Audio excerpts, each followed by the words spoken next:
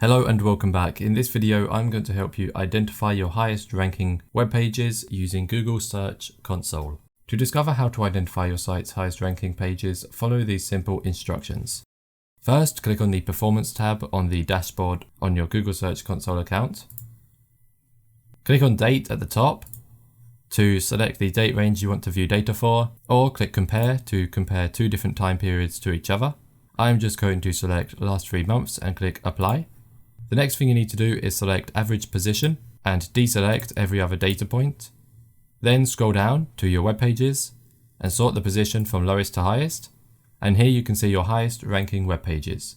Remember, with search engine rankings, the lower number equals a higher ranking. So it's important that you have the lowest number first, because of course that is a higher ranking.